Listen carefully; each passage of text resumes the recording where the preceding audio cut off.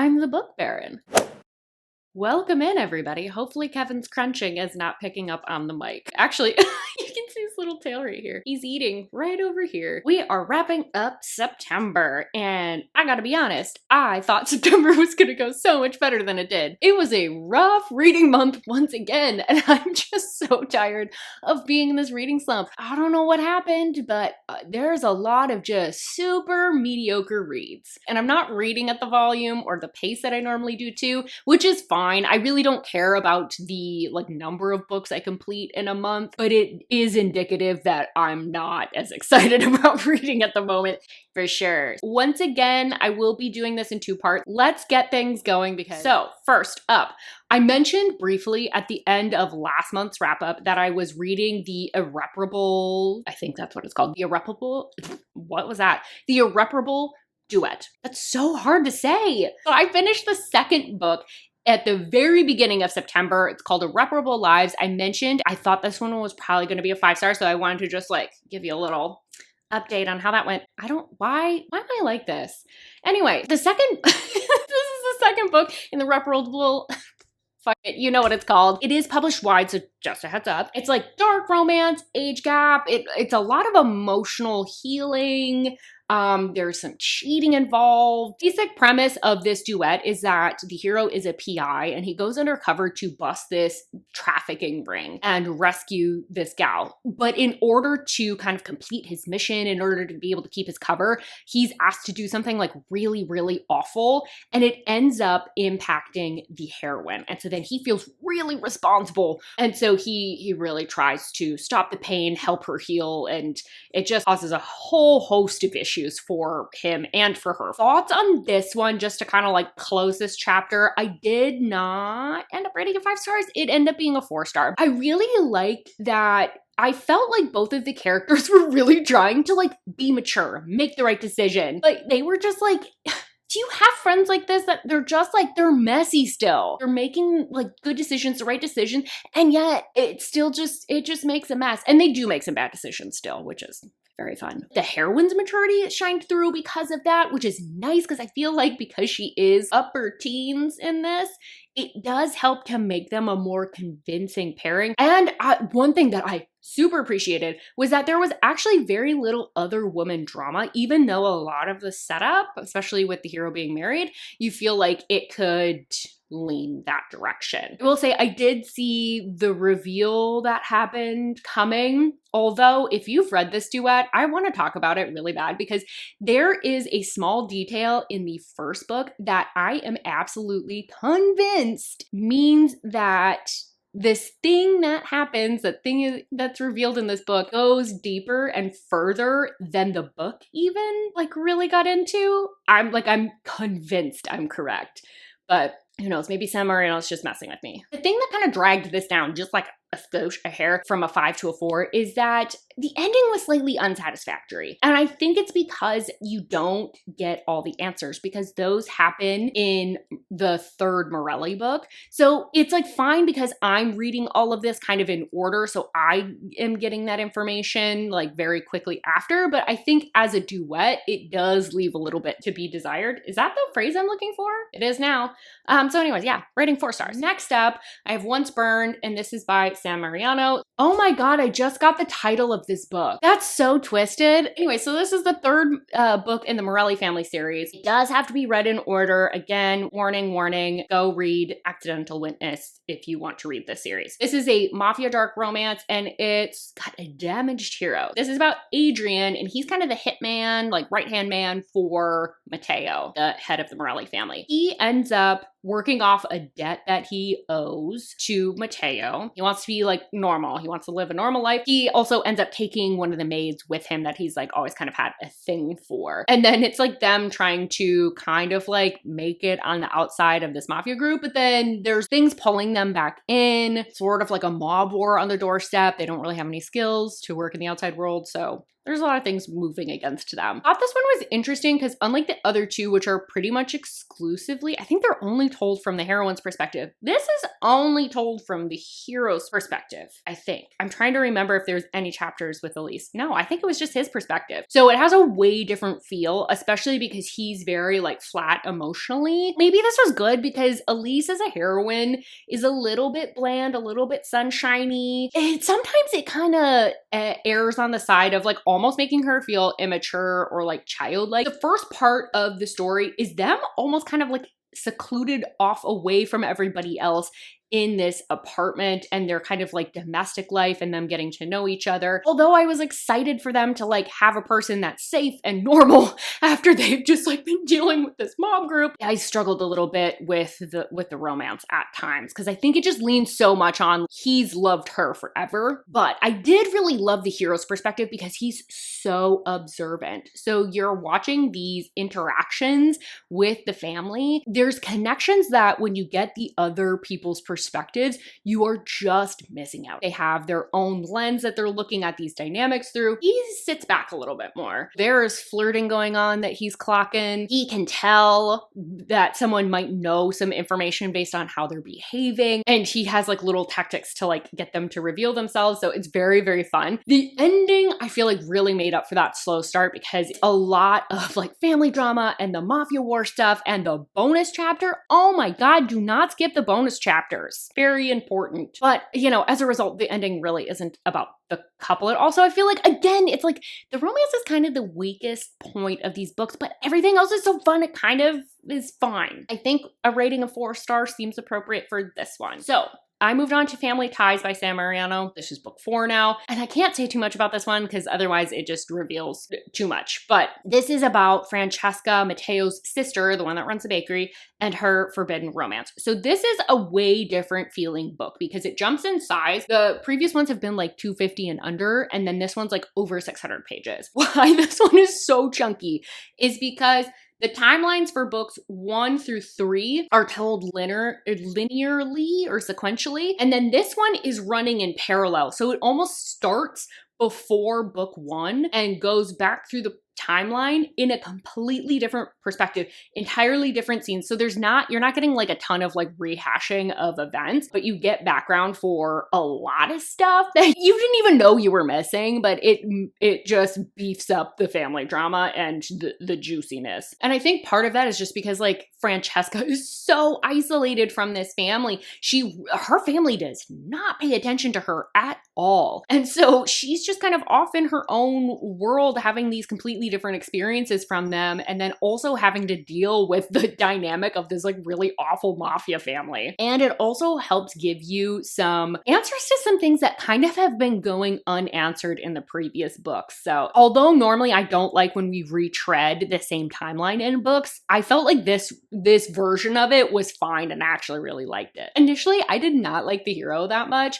He just was cocky, playboy, wouldn't take no for an answer, and I was kind of like, ooh, I don't know how I like him, but he's a big softie and he has very sweet banter teasing her about her family. And this one ended on a way sweeter note, which I could not relax through because I was like, something bad's gonna happen. Way, way, way different feeling to this book. Oh, rating for that one? 4 stars. I don't have very strong feelings about it, but it was a good time. Now I'm moving on for real. Okay, so Truth About Heartbreak by B. Celeste. So this is the first in a series. This is on KU. I did get a hot tip that this is on the Audible.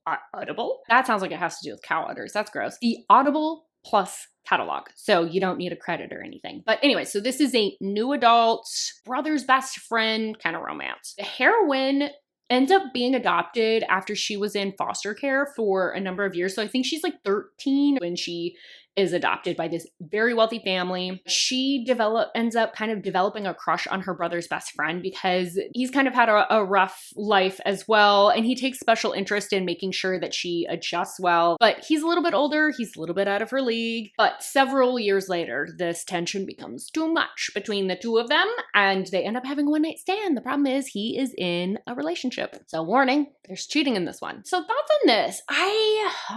This is one that I feel really complicated about because I feel like a lot of the ingredients are there, but I just didn't feel it. And I think that that's really important with this book because it's so emotional. So if I'm not able to connect with emotions, it makes the book feel corny. And it sucks because I know I have friends that really like this book, but I just felt like there was a lot of emotions in this that didn't really fully get explored because of how this is told, and also just how the characters don't interrogate their feelings. They'll say that something makes them sad or makes them scared, but they don't really fully explore the impact of that trauma or the ripple effects that that might have on their life. So it felt a little bit flat. And I think part of what contributed to that was there was so many time jumps, constant time jumps. And granted, we have a lot of time that we have to cover, but in order to catch you up between the time jumps, there's this very like Dear Diary kind of feel to how it's being told. It just didn't feel like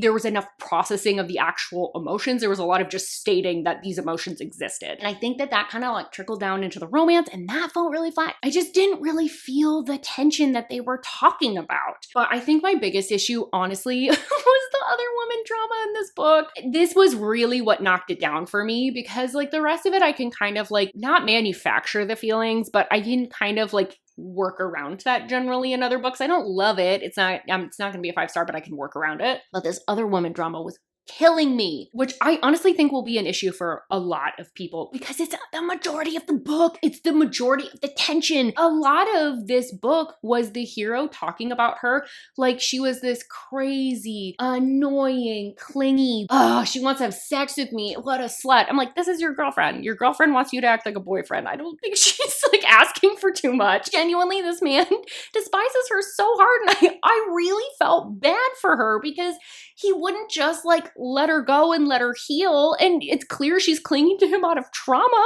Like just the whole situation, I genuinely felt bad for her. Does she lash out and act shitty? Yes, but who among us would not? If your boyfriend was stepping out on you. You know, I'm between 2 and 3 stars. Because it feels somewhere between average and bad. Sucks. That sucks. I really thought that was going to be a winner. Next up, we have Taken to Veraxia, and this is by Elizabeth Stevens. So this is a first in a Something Mates series. It's like alien sci-fi romance. So this is about Miari, and she lives on this like moon colony that gets invaded by these aliens every 3 years or so. And they have this like hunt where the most beautiful women are like selected and chased down and violently taken. You know what I'm saying? It's not fun for them. Got it? Cool. So the latest time that this happens, the king of their species, Raku, has his eye on Miari, and she's very confused by this. She's hybrid, alien and human, and so by this moon colony standards, she's like not considered pretty at all. And so she's confused and terrified, and there's translation issues. He's being aggressive. She finds out that he's not taking her now, but he's gonna come back after one rotation. So like, think like a year, probably a little bit more than that. And he's going to come for her and actually take her away from this moon colony. But she is like, you know what? I am into engineering and I have little tinkerer skills, and I'm gonna get myself out of this situation, and I'm gonna be scheming. I'm gonna scheme my way out of this. Thoughts on this? This was very action-packed. I loved a lot of the sci-fi elements. There was like multiple kind of like battle or action-packed scenes throughout the book that were really fun. I liked even just how unique some of the descriptions of the aliens were, with they have like ridges that present their emotions in like color, which I just thought was really cool. So instead of like having to control your facial expressions, they're having to control like the colors that they're displaying. But there was a couple of things that really prevented me from truly loving this. There was so much miscommunication at the beginning of the book because there's translation issues. It's hard because I get it for the story, but it's so frustrating to read. It just kind of got exhausting because we know as the audience like exactly what's happening, and neither of them are understanding, and it takes so long to get them on the same page. The other thing that was really kind of frustrating, I was listening to this on audio. The fantasy words all sound pretty similar. I think they're probably, if I was to guess, I didn't see them, but it sounds like they're based on a lot of the same letters or have maybe the same base word. They were put together consistently in back-to-back sentences. That was a lot. Like, I get it, you're aliens. Anyways, Rating of 3 stars. All right, next up we have Salt in the Wound by Sierra Simone, and this is the beginning of a series. It's like the novella before the series really starts. It's like an arranged marriage, BDSM, kink club kind of thing. So our heroine is the daughter of a very famous banker, and her uncle is very high up in a church. So she has always planned on becoming a nun, but her father wants to make some business connections and pulls her aside around the time that she's 18 and says, actually, surprise, I actually need you to get married to this guy that doesn't have the best reputation. He's a little bit shady. And she's like, what? Like, this just seems a little bit off. But she is going to pull it off regardless. But it turns out he's got some little kinks. He needs to have her be involved in that life in order to present a front of a real marriage. Thoughts on this? I felt like the beginning was like a little bit campy. It kind of reminded me of like Warrior Nun, because she's like at, I think like a dojo or like a karate school, or I can't remember what exactly she practices. She's doing that and then also talking about religious stuff, and there's like nuns that are teaching the classes.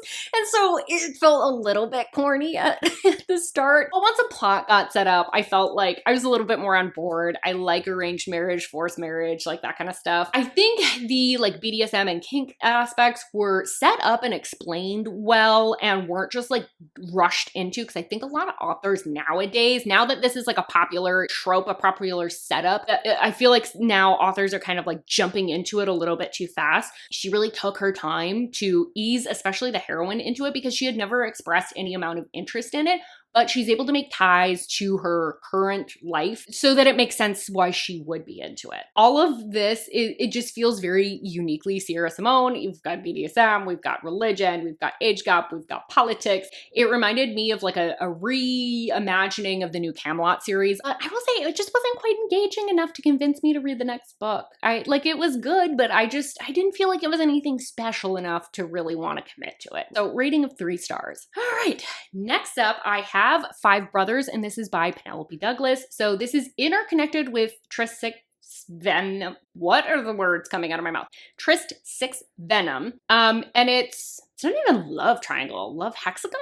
I don't know. It's got similar energy to Credence. We are in the swamps of Florida, and the heroine is friends with the heroine from the previous book, and she's from like the fancy side of town, and her friend and her friend's brothers are obviously from the crappy swampy side of town. So she's kind of stuck because although she has graduated high school, her dad kind of up and left her mom and refuses to pay for college because of that. And so she's kind of trying to escape her current home life because her mom's like kind of scheming to find another man and like how they're going to sustain their lifestyle. So she ends up like taking care of her brothers and sisters, and she kind of hides out on the other side of town with these 5 brothers, just trying to escape her life. And I'm gonna run through them because these dudes have the most ridiculous names ever. We have Macon, rhymes with bacon. He's grumpiest and moodiest. He's 31. He's also the oldest. He's an ex-Marine that was forced to raise his siblings. Next up, we have Army. Just like the Nightmare Cannibal actor, he's 28, and his main characteristic is he is a single dad. Now we have Iron, much like supplement that you might take for anemia. He doesn't get an age, apparently. So we'll say he's 25. That seems right. He's like sweet, but very reactive. He just kind of blows up at the drop of a hat. Like it doesn't take much to rile him up. Should have been called nitroglycerin. That probably would have been more appropriate. Next up, we have Dallas, as in the city in Texas. He's 21 and he's just mean and selfish. And next up, we have Trace, like the word for a very small amount of something, which is ironic because apparently he's really packing some heat. I digress. So he's 18, and initially this is who the heroine is hooking up with, but he's kind of a goofball and doesn't take anything too serious. Yeah, she goes and parties with them, and then one night her tires are slashed, and then she just kind of ends up hanging out with them a lot because now she needs them to fix her car. So that, I would not recommend raw dogging into this like I did. Do not skip Trist 6 Venom. There's a lot of like save the town, us versus them. There's a lot of side characters too, where you just like, you kind of miss out on a lot of that if you don't really know who they are or what they've done or why we need to save this side of town, all of that. It starts off with a bang, and I do mean that literally, not figuratively. Get invested quite quickly because it's a wild way to start a book. and there is a good amount of spice. It's not overdone, but I will say the boys, the characters,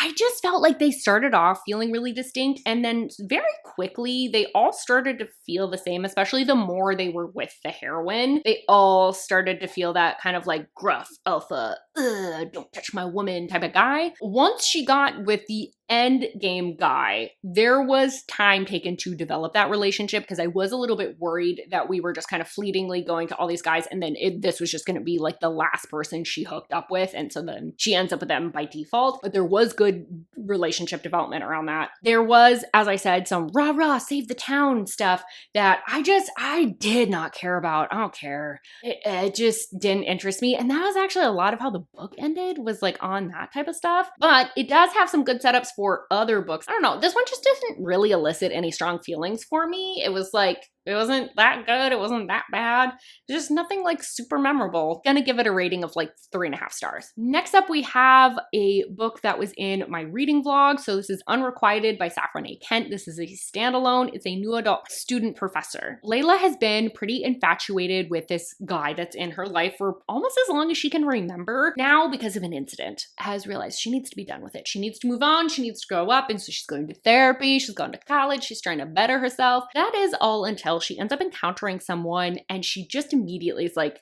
they feel like a kindred spirit. Then she starts seeing this guy all around campus. She's having these little incidents with him and eventually ends up bumping into him and following him to a class where she finds out he's a professor. Our hero is a poetry professor because he has to be at the moment for personal reasons, but he has published quite a bit of poetry and that's really how he sees himself. So he's kind of got this like prickly arrogance. He doesn't really want to be a teacher. He thinks very highly of himself and his craft, and a lot of his students kind of fawn over him because of that. All this to say, she ends up pursuing him.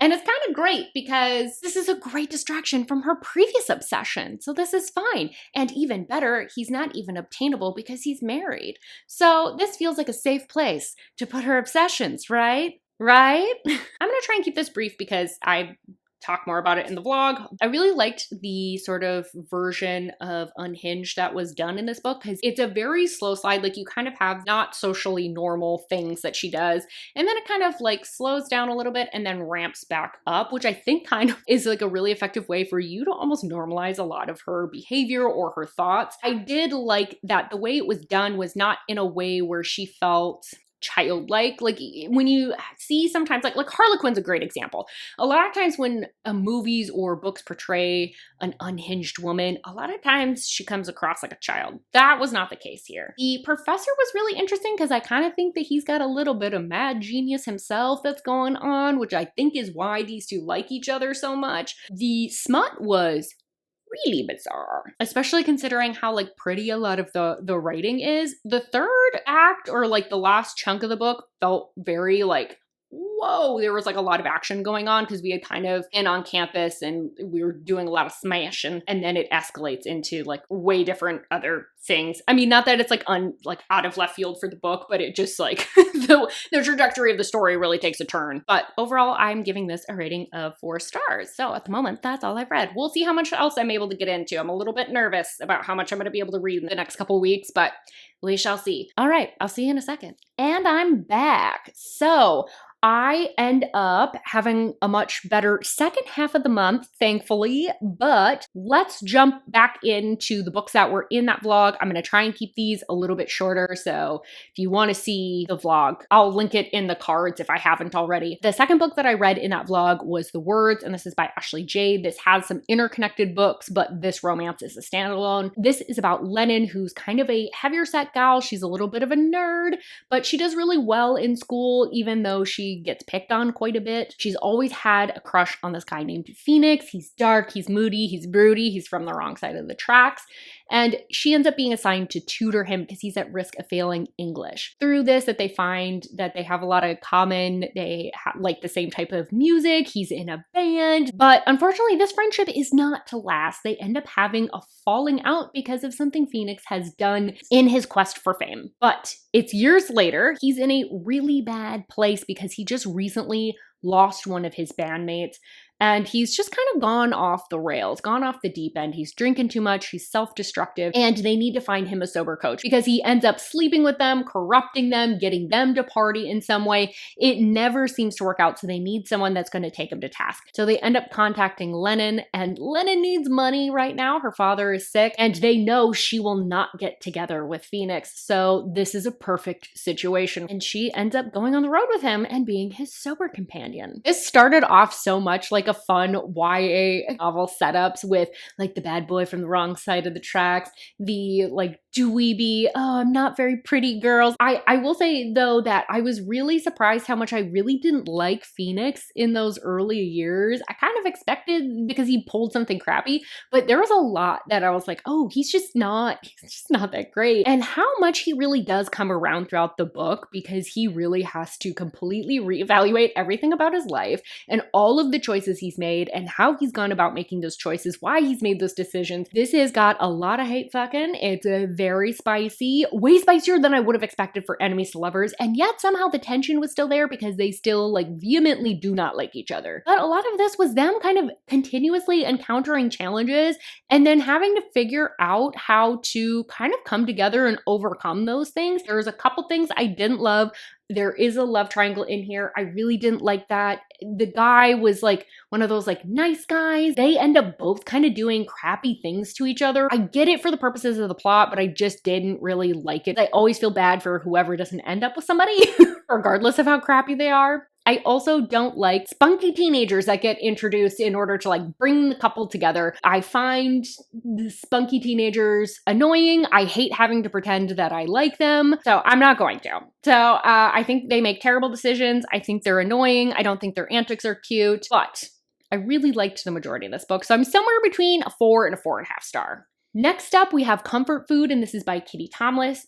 Thomas. Good lord. This is published wide. This is a standalone, and it's more like novella length. This is dark, like pitch black. It's like an erotic horror. The heroine is kidnapped by this man for unknown reasons. There's no explanation, but he clearly wants to break her. He's using exclusively non-violent means in order to do it. She is in a room with absolutely no sensory stimulation. There's no variation. The lights stay on. The temperature is the same. There's no breeze. There's no comforting items. Nothing. Everything is constant. It messes with her grip on reality. She becomes touch-starved and just mentally understimulated, so she'll do whatever it takes to get food, to get comforting things, to even get his physical touch. This reminds me a lot of how Take Me With You explored Stockholm Syndrome. I really love how this was done. It's a lot of from the heroine's perspective about how she's even aware that it's happening, but also can't do anything to stop it, and maybe doesn't even want to stop it because she's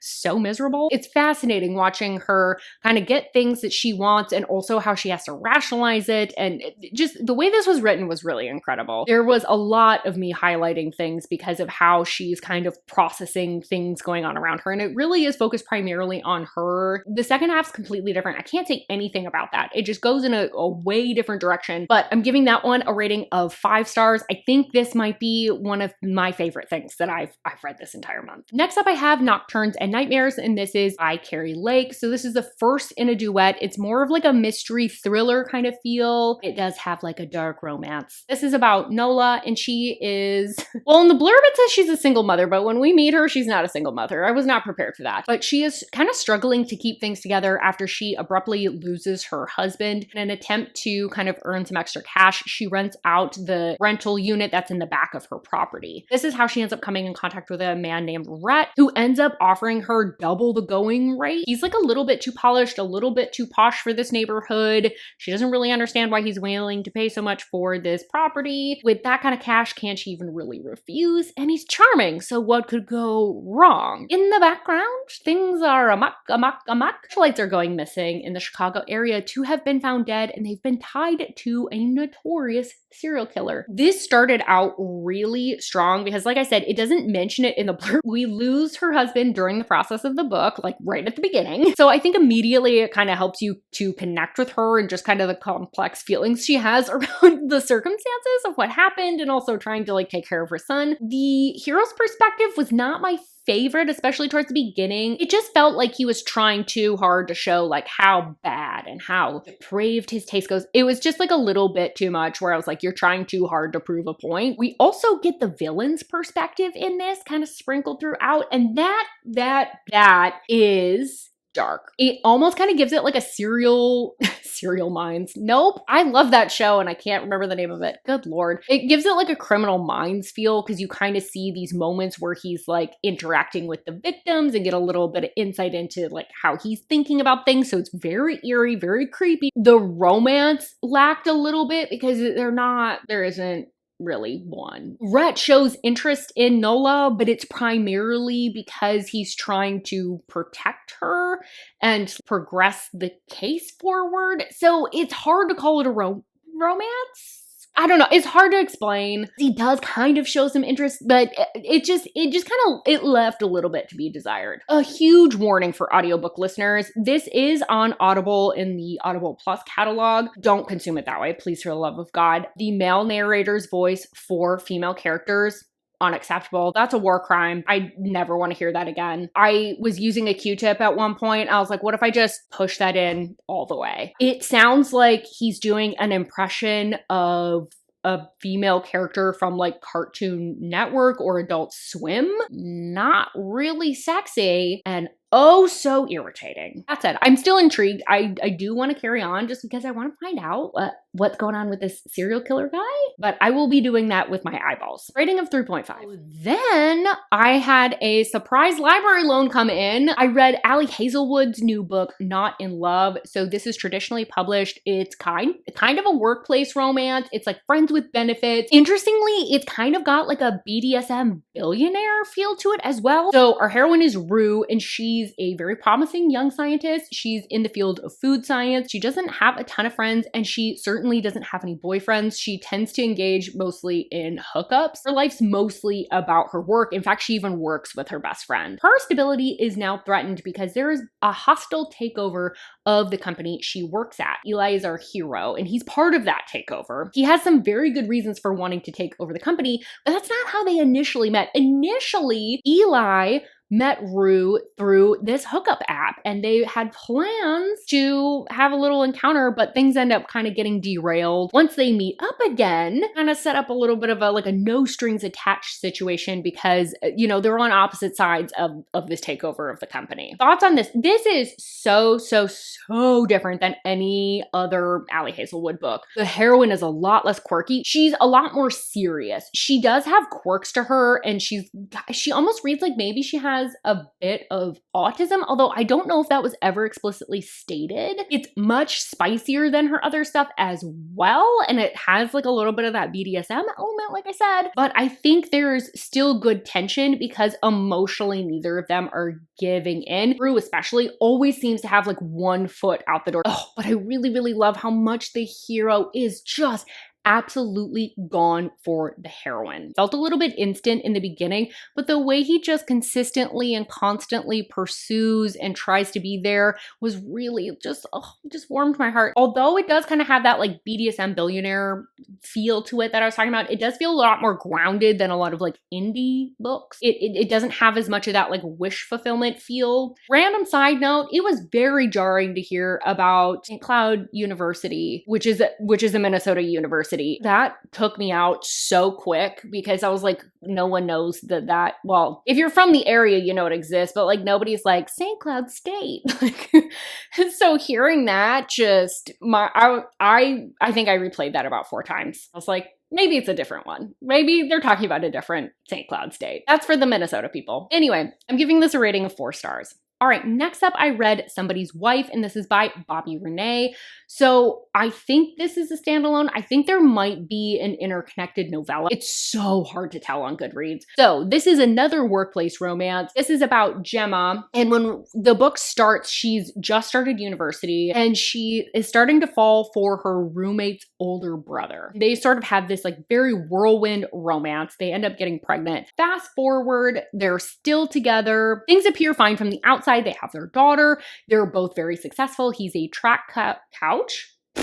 Those notes are not correct. He's a track coach for the university, and she is a dean of students. Their daughter is now like college age. They look like they've got it all together, but really they are going through the motions. They are hiring for a new position at the university. He has to complete an interview over dinner. That interviewee is Zeke, and he is looking to have a little bit of a new start. He is recently divorced. He's looking for a new challenge. He realizes very quickly he wants his dinner to not be so professional. Likelihood of him getting the job is very, very low. So they're like, you know what? We're never going to see each other again. What's a harmless little one night gonna do? My thoughts on this, I think this definitely leads almost a little bit more chick lit because it's a lot of the heroine Gemma like really re-examining how her life didn't quite turn out how she wanted it to, and starting to make choices and decisions that prioritize herself and stop making herself so small. I think Zeke is a lot of, he is wish fulfillment. That man is wish fulfillment. He's protective, he's assertive, but he does it all without overstepping. It's always this like drop a pin and I'll be there. I loved that. I love that he was just like, it doesn't matter when,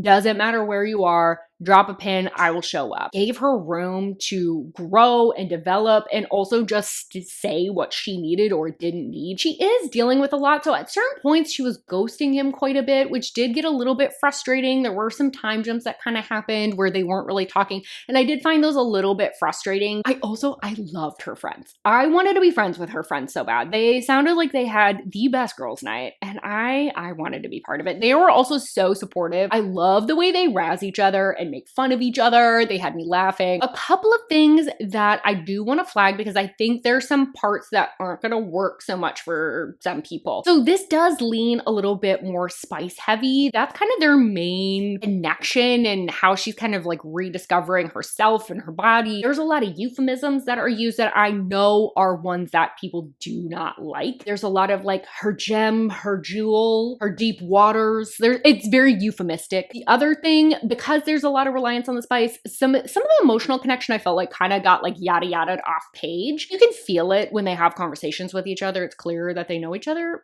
very well, but I think for some people, you might struggle with some of the buy-in with that emotional connection because you're not seeing it on page. Kind of in that same vein, there are several things that are told to us as a reveal is happening. So information will be revealed and then we'll kind of get the backstory about why this is a reveal. It kind of felt like to me that it sort of felt a little bit unplanned, and it was just kind of like, oh yeah, in hindsight, blah, blah, blah, blah, blah happened, and this is why this is drama. It felt a little bit disconnected. Some quirks with the writing just to be aware of if you plan to dive in. But I'm gonna give this one a rating of 4 stars. And finally, we have Resisting Mateo. So this is the 5th book in the Morelli series. This is by Sam Mariano. Again, you do have to read the series in order. I can't even say anything about the plot or even who the characters are. This is a dark mafia romance. This has a love triangle in it. Well, or is it like a square or a pentagon? There's a lot of sides to this. This is told from the POV of the two people kind of being picked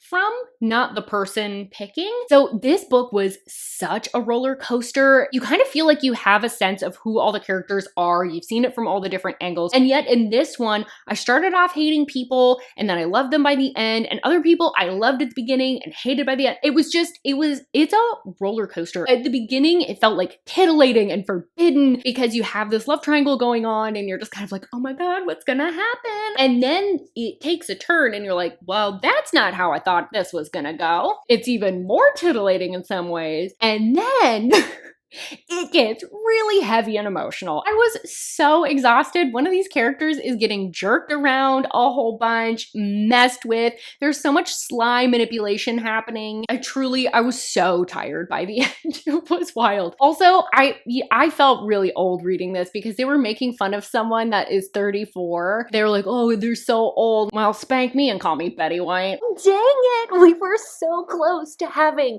a voiceover free video. But alas, I must step in because I forgot to rate this book, and I'm giving it a rating of 5 stars. So those are all the books that I read in September. I would love to hear your thoughts on any of these books if you've read them, especially the Morelli family. I cannot stop talking about the series. It's so fun to read. A couple things that I do want to give you a heads up about, a little bit of housekeeping. I am not going to be doing an October TBR. I have a pretty big international trip during the month of October. I'm not going to get to a ton of reading. I don't know how that's going to impact my video schedule. I'm going to try and pre-film as much as possible. If I can't, I'm really sorry. You might see some gaps in there. I'll let you know if it happens. Also, I wanted to let you know that I'm participating in the Hollow Heathens read along with which I'm doing on Instagram with a bunch of gals. It's really fun. We're all kind of doing a joint buddy read together. We're reading it for the first 2 weeks or the first half of October. So I will be reading Hollow Heathens from October 1st through the 15th. So I'd love to have you join me and all the other gals. We're gonna have so much fun with it. So I'm really looking forward to it. That's all I got for you. Don't forget to like this video if you liked it. Subscribe if you want more content from me. And I really, really hope that I see you on my next video. Bye-bye.